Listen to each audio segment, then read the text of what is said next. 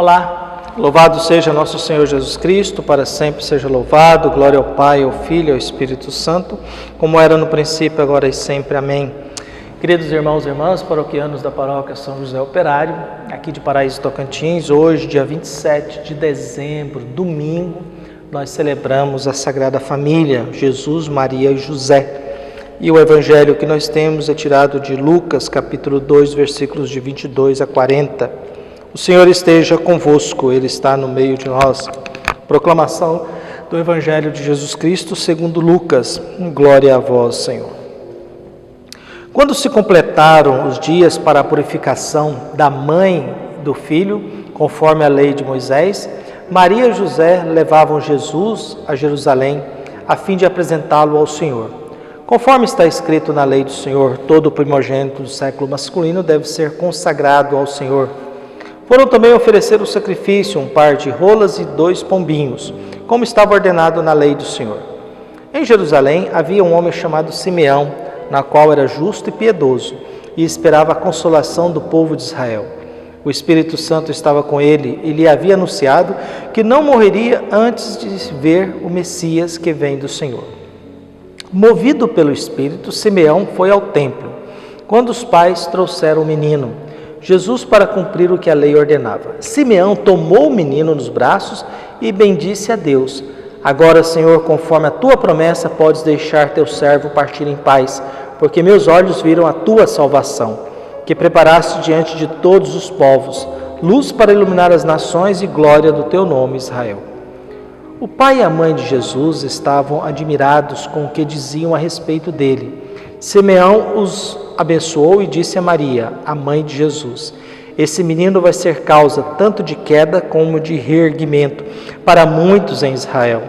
Ele será um sinal de contradição. Assim serão revelados os pensamentos de muitos corações. Quanto a ti, uma espada te transpassará a alma. Havia também uma profetisa chamada Ana, filha de Fanuel, da tribo de Asser. Era de idade muito avançada. Quando jovem, tinha sido casada e vivera 7 anos com o marido. Depois ficava viúva e agora já estava com 84 anos. Não saía do templo dia e noite servindo a Deus, com jejuns e orações.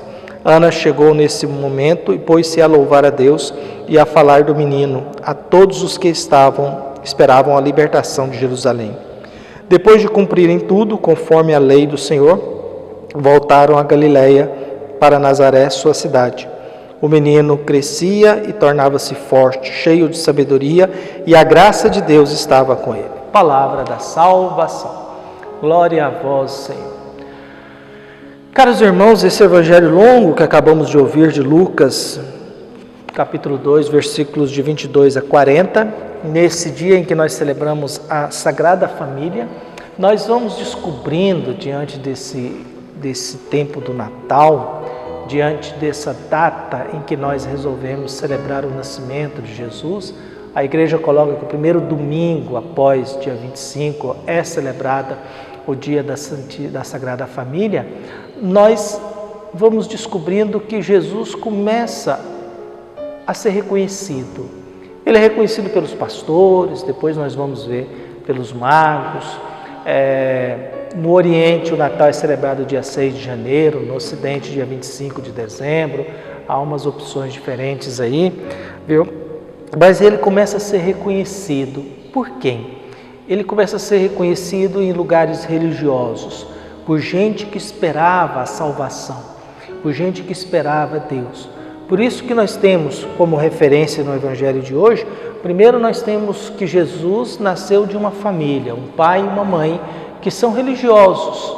Eles cumprem a orientação da religiosidade do seu tempo. Eles vão apresentar Jesus, eles fazem a circuncisão em Jesus, eles têm uma prática religiosa, apresenta Jesus. A lei dizia que todo primogênito deveria ser consagrado a Deus, deveria ser oferecido a Deus. E depois você oferecia um animal para resgatar o seu primogênito. Então todo primogênito tinha que ser consagrado a Deus. Seria a mesma coisa de dizer que todo primogênito tem que ser um padre. viu? E seu filho nasce, você coloca ele para ser padre, mas depois você faz uma oferta para tirá-lo dessa condição e trazê-lo de volta para a sua casa. O que o Evangelho nos diz? Jesus ele é consagrado e apresentado, mas eles não oferecem um animal para resgatá-lo. Jesus não é resgatado.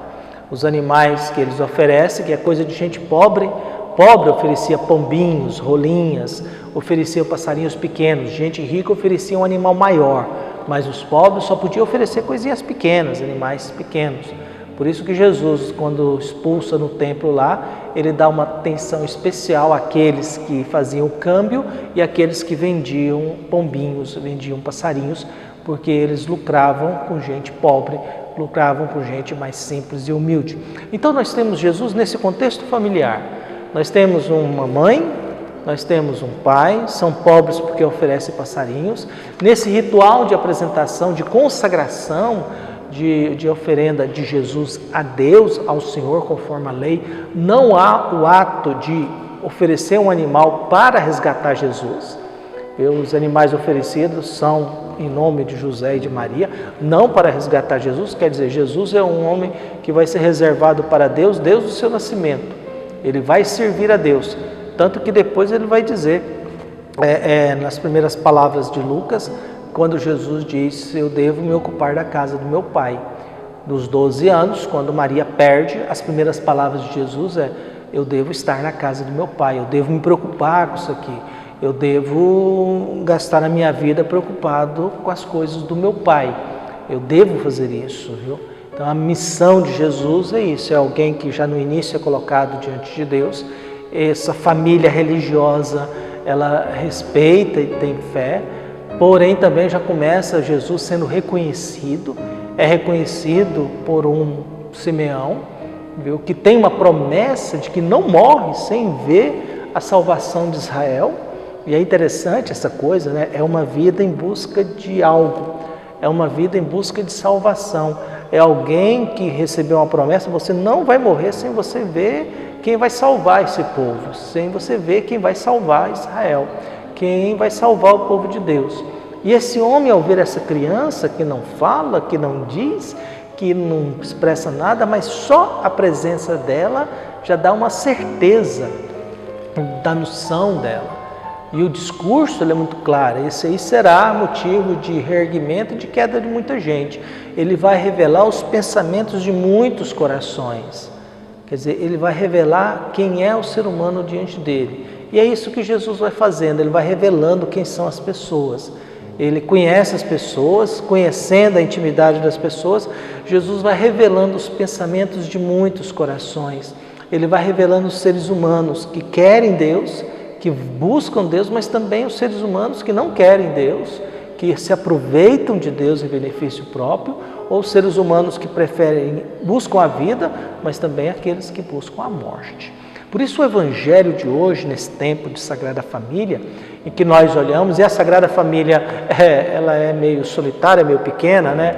A nossa Sagrada Família só tem um pai, uma mãe e um filho. Não tem irmãos, não tem tio, não tem avós. A Sagrada Família para nós é uma coisa muito reduzida, muito pequena, muito humilde, muito simples. É um filho, um pai, uma mãe, um marido, uma esposa. São só esses títulos que nós temos aí na nossa Sagrada Família. Os outros não entram, não aparecem, não estão aí.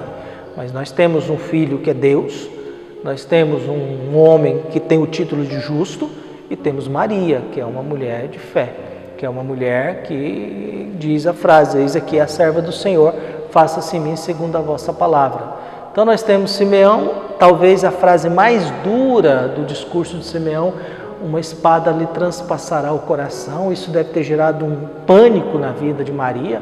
Mas que história é essa? Meu filho acaba de nascer, você vai me dar uma notícia dessa? Aquilo deve ter criado um mal-estar ali. Peraí, tudo bem, se ele vai ajudar o pessoal, vai conhecer o ser humano, vai separar aquilo que é de Deus e aquilo não é, tudo bem, não tem problema não. Mas uma espada lhe transpassará o coração, faz parte das notícias das dores de Maria. É cruel isso. Depois nós temos uma mulher com 84 anos, que viveu 7 anos casada. 7 é sempre um número de perfeição, quer dizer, ela viveu um tempo necessário de casamento, mas depois se dedicou totalmente a Deus, ao templo.